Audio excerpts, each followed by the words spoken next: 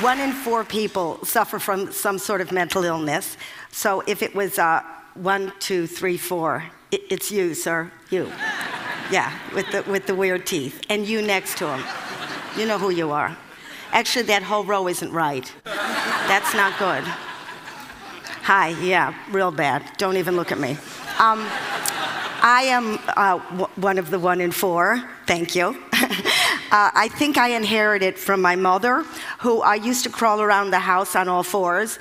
She had 2 sponges in her hand, and then she had 2 tied to her knees. My mother was completely absorbent. And she would crawl around behind me going, "Who brings footprints into a building?" So that was kind of a clue that things weren't right. So before I start, I would like to thank the makers of lamotrigine, sertraline, and reboxetine. Because without those 2 simple chemicals, I would not be vertical today. How did it start? My mental illness started, well, I'm not even going to talk about my mental illness. What am I going to talk about? Okay. I always dreamt that when I had my final breakdown, it would be because I had a deep Kafkaesque existentialist revelation, or that maybe Cate Blanchett would play me and she would win an Oscar for it. But that's not what happened. I had my breakdown during my daughter's sports day. There were all the parents sitting in a parking lot eating food out of the back of their car, only the English, eating their sausages. They love their sausages. Lord and Lady Rigor Mortis were nibbling on the tarmac. And then the gun went off and all the girlies started running and all the mummies went, "Run! Run, Chlamydia, run! Run like the wind, Veruca! Run!" And all the girlies running, everybody, except for my daughter, who was just standing at the starting line, just waving, because she didn't know she was supposed to run. So I took to my bed for about a month, and when I woke up, I found I was institutionalized. And when I saw the other inmates, I realized that I had found my people, my tribe, because they became my only friends. They became my friends, because very few people that I knew, I wasn't sent a lot of cards or flowers. I mean, if I had had a broken leg or I was with child, I would have been inundated, but all I got was a couple phone calls telling me to perk up. Perk up, because I didn't think of that.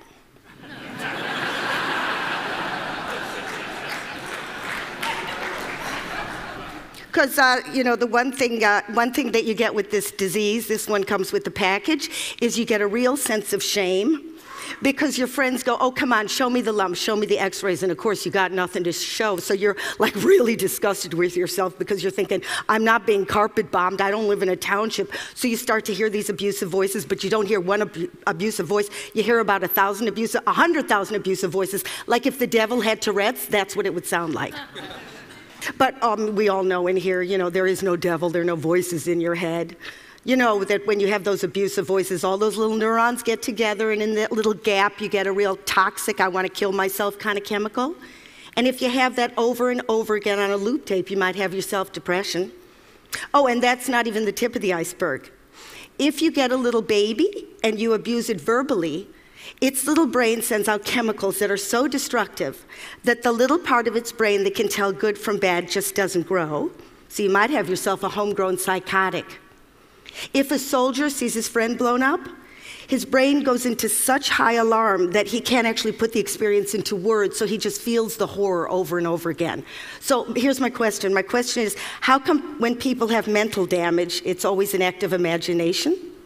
How come every other organ in your body can get sick and you get sympathy except the brain? I'd like to talk a little bit more about the brain because I know you like that here at TED. So if you just give me a minute here, okay. Okay, let me just say there's some good news. There is some good news. First of all, let me say we've come a long, long way. We started off as a teeny, teeny little one-celled amoeba, tiny, just sticking onto a rock, and now, voila, the brain. Here we go. This little baby has a lot of horsepower. It comes completely conscious. It's got state-of-the-art lobes. We got the occipital lobe, so we can actually see the world. We got the temporal lobe, so we can actually hear the world. Here we got a little bit of long-term memory. So you know that night you want to forget when you got really drunk? Bye-bye, gone. So actually it's filled with 100 billion neurons just zizzing away, electrically transmitting information, zizzing, zizzing. I'm going to give you a little side view here. I don't know if you can get that here. So zizzing away, and and for every one, I know I drew this myself, thank you. For every one single neuron, you can actually have from 10,000 to 100,000 different connections or dendrites or whatever you want to call it. And every time you learn something or you have an experience, that bush grows, you know, that bush of information. Can you imagine every human being is carrying that equipment, even Paris Hilton? Go figure. But I got a little bad news for you, folks. I got some bad news. This isn't for the 1 in 4. This is for the 4 in 4. We are not equipped for the 21st century. Evolution did not prepare us for this. We just don't have the bandwidth. And for people who say, oh, they're having a nice day, they're perfectly fine, they're more insane than the rest of us. Because I'll show you where there might be a few glitches in evolution. Okay, let me just explain this to you. When we were ancient man, millions of years ago, and we suddenly felt threatened by a predator, okay? We would, thank you, I drew these myself. Thank you very much, thank you. Thank you. Thank you. Anyway, we would fill up with our own adrenaline and our own cortisol, and then we'd kill or be killed, we'd eat or we'd be eaten, and then suddenly we'd defuel and we'd go back to normal. Okay, so the problem is nowadays with modern man, when we feel in danger, we still fill up with our own chemical, but because we can't kill traffic wardens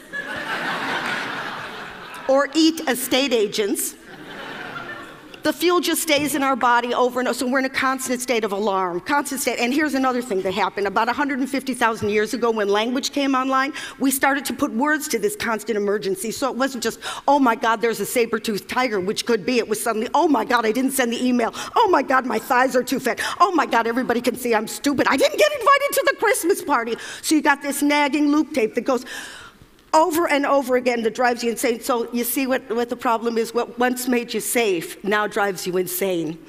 I'm sorry to be the bearer of bad news, but somebody has to be. Your pets are happier than you are.